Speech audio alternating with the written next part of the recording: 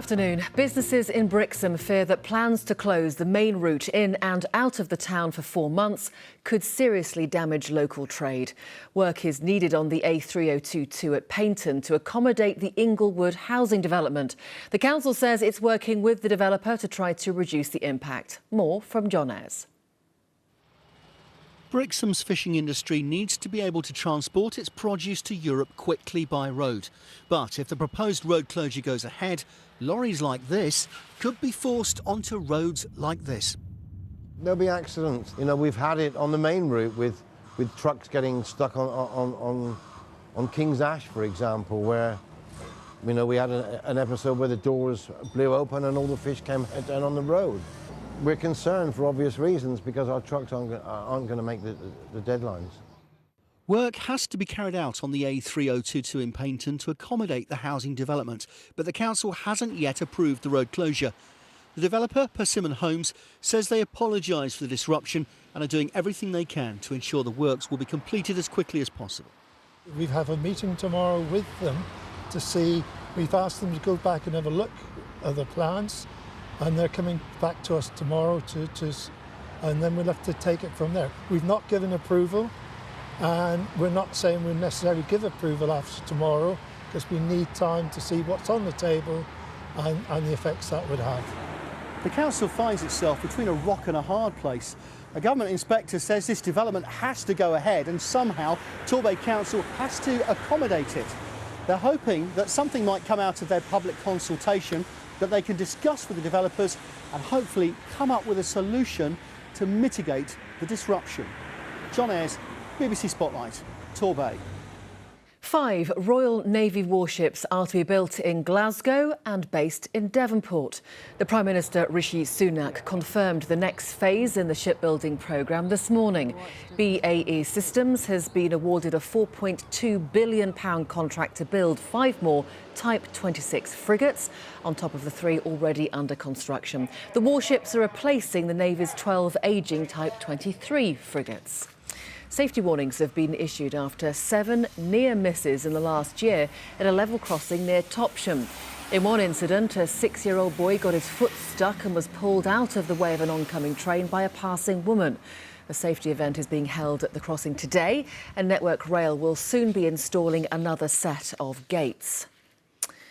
Now, it's stage plays, concerts and comedy shows, but now a Cornish theatre is involved in its own thriller, which could go either way. If they can find £500,000 in a matter of weeks, then the Sturts Theatre near Liscard could be safe. If they don't, and the tented amphitheatre on Bodmin Moor can't be repaired, then the future looks bleak. John Henderson has the story.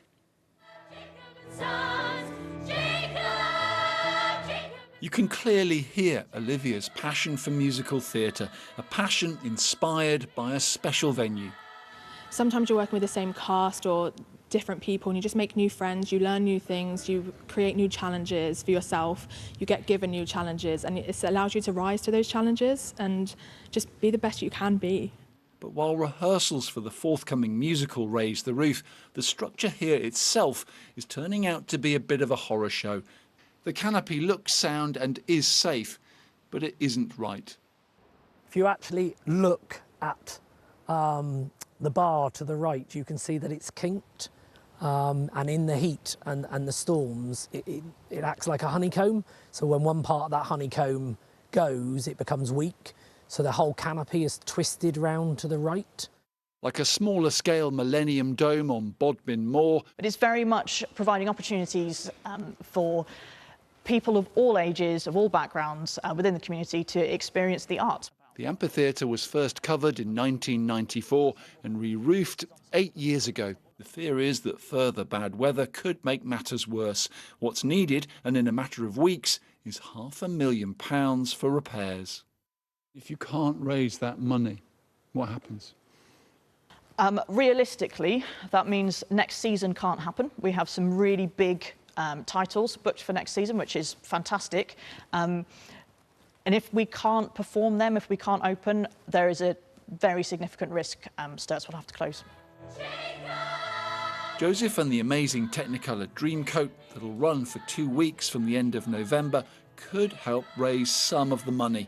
If it doesn't, there's a question mark over the venue, a venue where it all started for the show's choreographer.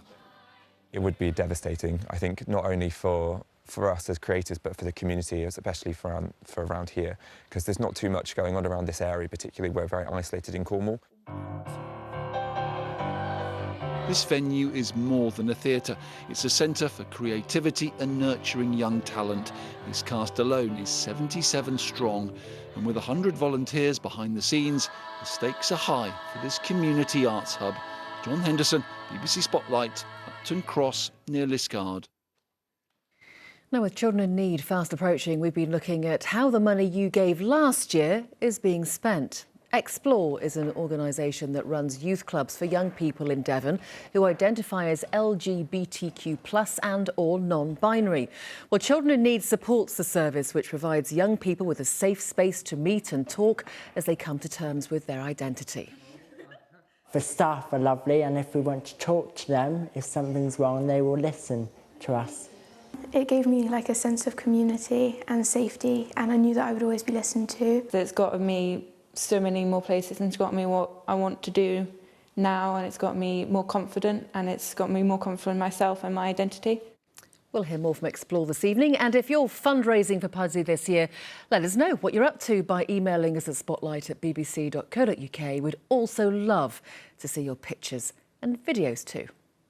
Let's have a look at the weather forecast now, and Alex is here. How's it looking? Thank you. Yes, autumnal in a word. Thank you, Victoria. Hello, good afternoon to you. Well, yes, something a little bit more typically autumnal for us, I think, over the next few days. It was really wet and windy, wasn't it, overnight? Last night we saw gusts of 55 miles an hour across the Isles of Scilly, with some heavy outbreaks of rain as well. That rain did clear away, and for a brief time we got to see some blue sky and sunshine, but it's pretty short-lived. So over the last couple of hours we've seen some further heavy downpours gradually spreading in from the southwest. So for this afternoon I think it's going to be a case of dodging the showers, certainly worth keeping your umbrella quite close by. Plenty of showers to come, these heavy, possibly thundery. They could also merge for a time to form a longer spell of rain. But if you can dodge the showers, there should be some dry moments, quite a bit of cloud around. A southwesterly breeze for today, and top temperatures of 13 or 14 degrees, so a bit cooler compared with recent days. As we go into tonight, the showers just keep on coming. Again, they could be heavy, possibly with the odd rumble of thunder. Some clear spells away from the showers, but again, it's going to be windy tonight. Southwesterly winds gusting into the 40s of miles an hour. A touch cooler as well compared with last night. So here's how Wednesday's looking. Sunny spells and a few showers tomorrow morning, before once again it turns wetter and windier during tomorrow afternoon. That rain again could be heavy, and the southwesterly winds gusting later tomorrow between 40 to 50 miles an hour, with highs of 12 or 13 degrees. For the Channel Islands, overnight tonight, we'll see clear spells and some further scattered showers. Windy here as well, with lows around 10 or 11 degrees. And then for tomorrow for the islands, it's a day really of sunny spells and scattered showers through the morning. Then we'll see this area of heavier rain moving through for a time before it clears later on in the day. Top temperatures for the Channel Islands around 13 or 14 degrees, but windy here, with the southwesterly winds gusting into the 40s of miles an hour. And it could be really quite wild overnight Wednesday into Thursday, as the winds are expected to strengthen even further. Thursday is then blustery with a mix of sunshine and a few scattered showers. Friday, I think one of the better days of the week. If you've any outdoor plans, mainly dry with lighter winds and some sunshine. A chilly start on Saturday, some sunshine at first, then wetter and windier again later. Take care, Victoria. Thanks, Alex. And that's it from the lunchtime tea. We'll be back, of course, with Spotlight at 6:30. We hope you enjoy your afternoon, and we hope you'll join us again later.